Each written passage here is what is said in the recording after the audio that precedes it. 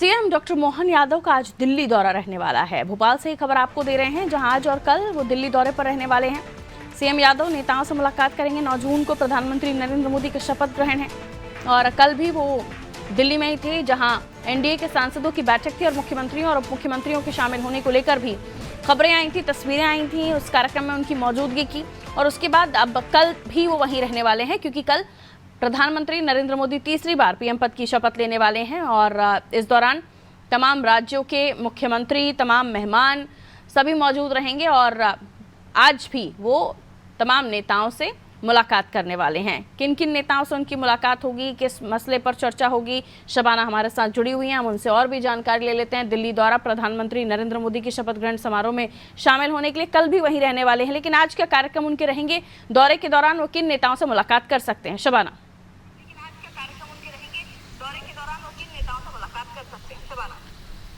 बिल्कुल, आपको बताना चाहूंगी कि मध्य प्रदेश के मुख्यमंत्री का आज और कल दिल्ली दौरा है। कल तो वो प्रधानमंत्री नरेंद्र मोदी के शपथ ग्रहण कार्यक्रम में शामिल होंगे और अगर आज की मैं बात करूं तो स्थानीय कार्यक्रम में शामिल होंगे। इसके अलावा मध्य प्रदेश में बीजेपी का मिशन 29 जो फतेह हुआ है, उसी के सिलसिले में पार्टी के जो दिग्गज नेता हैं उनसे मुलाकात करेंगे और जो पार्टी ने जिस विचारधारा के साथ मध्य प्रदेश में चुनाव लड़ा था, जिस विजन के साथ मध्य प्रदेश में चुनाव लड़ा था और जिस तरीके से एक बड़ी जीत मध्य प्रदेश में हासिल हुई है, कांग्रेस का मध्य प्रदेश मुक्त कर दिया, उसी के तहत यहाँ पे बड़े नेताओं से मुलाकात करेंगे और मुलाकात करके ये बताने की कोशिश करते हुए नजर आएंगे कि पार्टी किस रणनीति के तहत मध्य प्रदेश में काम कर रही थी। और सबसे बड़ी बात आप देखेंगी कि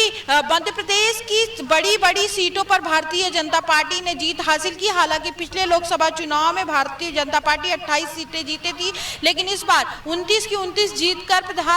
मुख्यमंत्री डॉक्टर मोहन यादव गदगद नजर आ रहे हैं और लगातार आप देखेंगे कि प्रधानमंत्री ने भी उनकी मंच से तारीफ की थी और ऐसे में आप पार्टी के दिग्गज नेताओं से मुलाकात कर वो मध्य प्रदेश में जो भारतीय जनता पार्टी ने रणनीति तैयार की थी उसी के तहत मुलाकात करेंगे और एक बड़ा संदेश देने की कोशिश करेंगे कि हमारे मुख्यमंत्री रहते हुए हमने मध्य प्रदेश में मिशन 29 यानी कि विजन 29 का जो टारगेट रखा था वो हमने फतेह कर लिया है।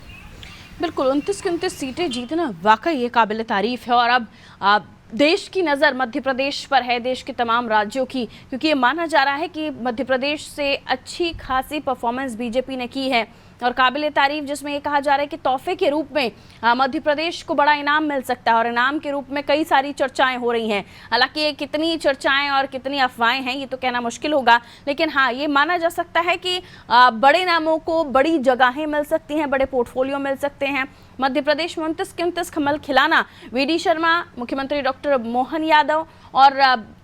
ये क्रेडिट जाहिर सी बात है बीजेपी के बड़े नेताओं को जाता है, लेकिन रणनीतिक तौर पर किस तरीके से तमाम राज्यों की हम बात करें तो वहां पर कहीं ना कहीं बहुत अच्छा प्रदर्शन बीजेपी का नहीं रहा, लेकिन कमाल कर दिखाया मध्य प्रदेश में जो एक सीट गढ़ थी जिसको बार बार बीजेपी हार जाती थी उसको भी फतेह कर लिया और वो गढ़ ऐसा वैसा नहीं, पूर्व मुख्यमंत्री कमलनाथ का गढ़ था जैसे ध्वस्त करना अपने आप में बड़ी कामयाबी है बीजेपी के लिए। अब क्या माना जाए, इस मीटिंग के बाद वहां पर ये भी चर्चाएं होंगी कि किस नाम को कहां सेटल करना है या कोई बड़ी जिम्मेदारी देनी है। इस मीटिंग में इस पर भी चर्चा हो सकती है। फिर मध्य प्रदेश के विकास और तमाम चीज़ों को लेकर अलग अलग मिनिस्ट्री में जो बैठे हुए लोग थे पहले, क्योंकि अब मिनिस्ट्री भी चेंज होगी, नए मंत्री बनेंगे, तो क्या लगता है आज क्या होगा? और शबाना जी देखिए, अगर मैं आपको बताऊं तो अगर भारतीय जनता पार्टी को मध्य प्रदेश की 29 सीटें अपने पास अगले चुनाव में रखनी है तो जाहिर सी बात है इस चुनाव में जो प्रदर्शन रहा उसको दोहराना पड़ेगा, उसी तरह मेहनत करनी पड़ेगी। लेकिन मध्य प्रदेश की जनता को विकास के रूप में कई सौगात देनी पड़ेगी और मध्य प्रदेश का विकास करना पड़ेगा। इसके अलावा आज सीएम जो है अलग अलग विभागों के जो मिनिस्टर्स अभी मौजूदा समय में है उनसे मुलाकात करेंगे। इसके बाद जो है 9 तारीख के बाद फिर से केंद्रीय मंत्रिमंडल बदलेगा, जिसके बाद वो नेताओं से मुलाकात कर मध्य प्रदेश के विकास के लिए चर्चा करेंगे करेंगे और अगर एक ही रास्ता है मध्य प्रदेश का विकास करके फिर से अगले चुनाव में बीजेपी 29 सीटें जीत सकती है, इसके अलावा भारतीय जनता पार्टी के पास कोई ऑप्शन नहीं है। भाजपा भी इस बात को बहुत अच्छे से जानती, शायद यही वजह है कि कई बार मंच से जो है प्रधानमंत्री, इसके अलावा राजनाथ सिंह भी मध्य प्रदेश का जिक्र करते हुए नजर आए। और जाहिर सी बात है, जिक्र तो होना ही था, क्योंकि पार्टी ने जब देश भर में थोड़ी विपरीत लहर चल रही है, ऐसे मध्य प्रदेश में पूरी सीटें फतेह कर लेना अपने आप में दिखाता है कि मध्य प्रदेश के नेताओं ने